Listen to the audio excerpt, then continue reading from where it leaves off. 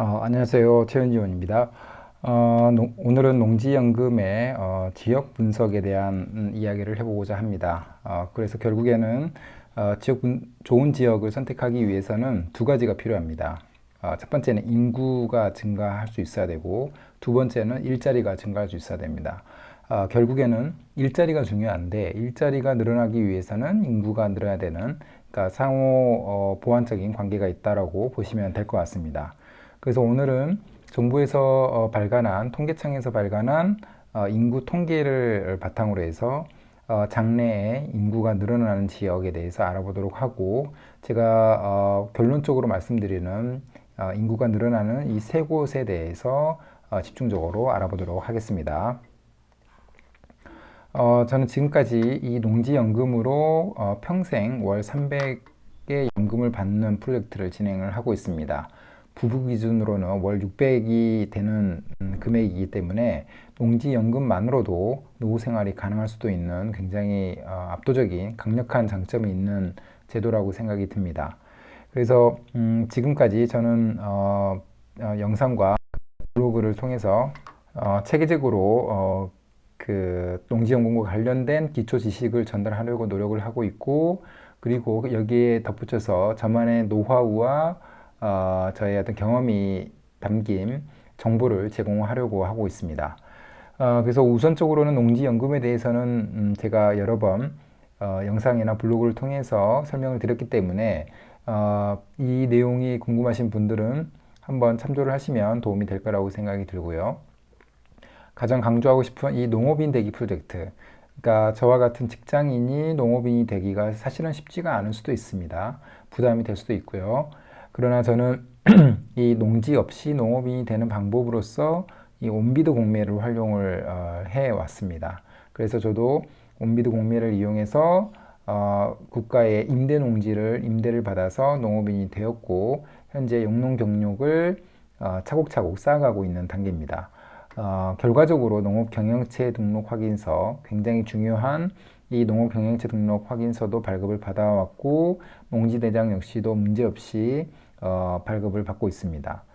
그래서 여기서 가장 중요한 농업경영계획서의 작성 요령이라든가 농지증을 실패 없이 받을 수 있는 방법에 대해서도 충분히 제가 설명을 드렸기 때문에 많은 분들이 도움을 받을 수 있다고 생각이 들고요.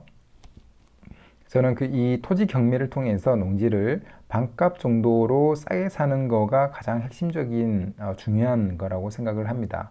그래서 뭐 법정 지상권이라든가 지분 토지라든가 분묘 기지권과 같이 특별한 어떤 문제가 있는 토지의 경우에는 반값 또는 반값 이하로 나오기도 하지만, 이 농업인이라는 자격이 필요하기 때문에 아무나 들어가지 못하고 반값으로 나온 농지들도 굉장히 많습니다. 예를 들면 농업진흥구역에 있는 절대농지, 이런 농지들도 꽤나 나오기 때문에 이런 농지를 매입을 한다면 농업 경영에 주로 활용을 해야 되겠지만, 우리가 농지연금으로 활용을 할 계획이기 때문에 이런 농지 역시도 전혀 문제가 없고, 오히려 앞으로 개발 호재에 의해서 택지 개발이라든가 산업단지가 조성될 수도 있는, 즉 가격이 급등할 수도 있는 지역이 될 수도 있기 때문에 엄청난 잠재력이 내포되어 있다, 이렇게 보시면 될 것 같습니다.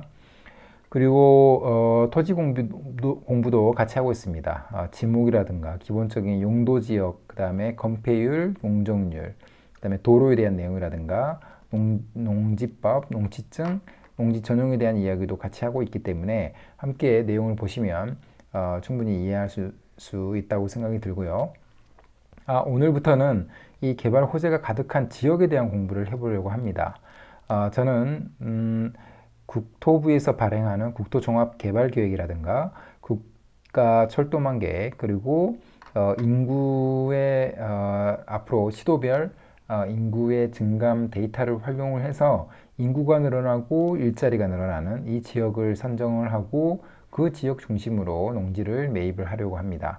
이렇게 되면은 그렇지 않아도 농지는 가격이 잘 떨어지지 않습니다.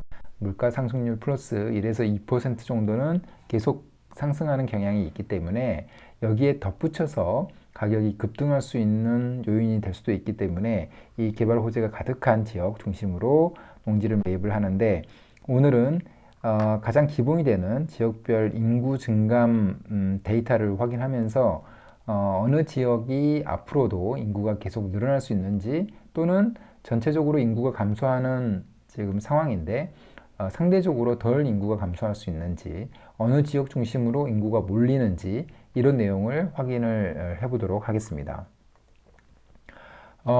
이 자료는 2022년도 5월 25일에 배포한 장래 인구 추계 시도편이라는 이 통계청에서 발행한 자료입니다.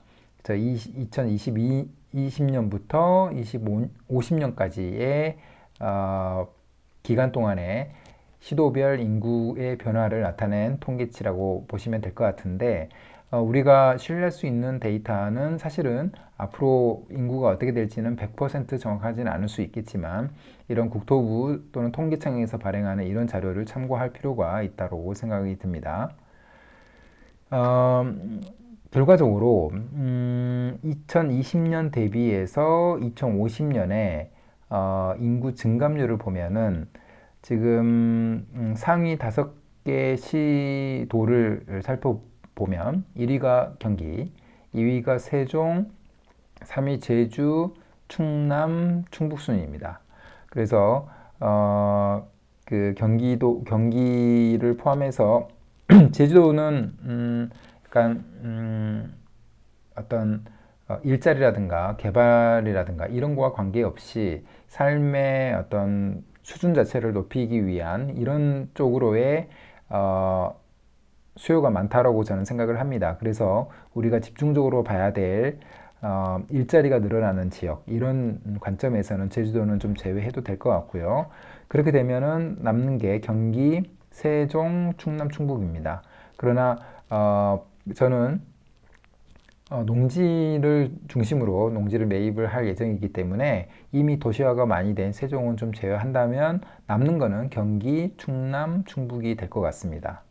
그리고 그래서 지금도 경기나 충북, 대전, 세종 뭐 이런 지역은 인구가 상대적으로 늘어나고 있지만, 앞으로 지금 2035년이 돼서도 이 약간 하늘색 계열로 나타낸 이런 지역들이 인구가 덜 빠지는 지역이라고 보시면 될 것 같습니다.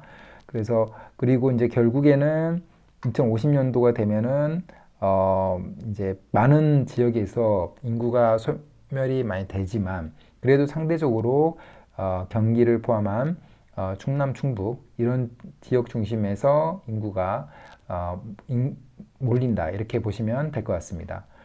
그리고 또 한 가지는 생산 연령 인구의 증감률인데, 이 데이터가 굉장히 중요하다고 저는 기본적으로 생각을 합니다. 왜냐하면 일자리가 늘어나는 게 사실 굉장히 중요한데, 왜냐하면 일자리가 늘어나야 그 일자리와 관련된 주택이라든가 관련된 공장, 건축물들이 계속 늘어서기 때문에 그런 건축물들 또는 그런 그 용도들은 토지를 필요하게 됩니다. 그리고 농지를 필요하게 되기 때문에 수요가 많아질 거라고 생각이 들고요. 그래서 이 생산 연령이 증가하는 지역이 굉장히 중요한데, 이 표에서 보시면 아시겠지만 경기도, 충남, 그다음에 세종 이렇게 됩니다. 그래서 이런 지역 중심으로 우리가 농지를 매입을 한다면 가격은 기본적으로 농지 가격은 떨어지지는 않지만, 이 지역 중심으로 농지를 매입한다면 가격 급등의 가능성도 있다, 이렇게 보시면 될 것 같습니다. 그리고 다시 한번 생산 연령의 인구를 시도별로 나타내 보면 1위가 세종, 그 다음에 경기, 제주, 충남, 충북입니다. 아까 제가 말씀드렸던 것처럼 이미 도시화가 많이 됐거나 공기업의 이전 등의 이슈로 인구가 늘어나는 세종을 제외하고, 그 다음에 삶의 어떤 질을 향상시키고자 하는 관점에서 인구가 늘어나는 제주를 좀 제외하고는 경기, 충남, 충북이 가장 인구가 늘어나는 세 곳이라고 보시면 될 것 같습니다. 그래서 2050년도에도 이 생산 연령의 인구는 이 색깔에서 보시면 아시겠지만 충남, 충북 그 위 지역, 경기도를 포함한 이 위 지역으로 포진해 있다. 이렇게 보시면 될 것 같습니다. 그래서 충남, 충북 역시도 이제 향후에는 수도권의 역할까지도 같이 할 수 있다. 이런 얘기도 또 나오기 때문에 이 지역 중심으로 농지를 매입한다면 가격 급등의 가능성도 있다라고 보시면 될 것 같습니다. 그리고 또 한 가지 유소년 인구의 변화 또는 학령 인구의 변화 역시도 시 군구별로 보면은 거의 비슷합니다. 1위가 세종, 그 다음에 경기, 제주, 충북, 충남입니다. 그래서 지금까지의 결과와 거의 비슷하다는 얘기를 할 수 있을 것 같고, 젊은 친구들, 젊은 분들이 이 지역 중심으로 많이 몰린다. 그리고 이 지역 중심에서 삶의 터전을 만들어 가면서 유소년의 인구 역시도 늘어난다.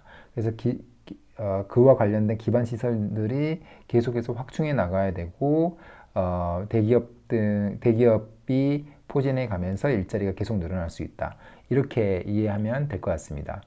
그래서 다음 영상에서는 이 지역에 실제로 어떤 대기업들이 어떤 산업단지들이 포진해 있는지, 그리고 앞으로 어떻게 발전해 나갈 수 있는지 이런 데이터도 함께 공유를 해보도록 하겠습니다. 그럼 오늘 영상은 이것으로 마무리하겠습니다. 감사합니다.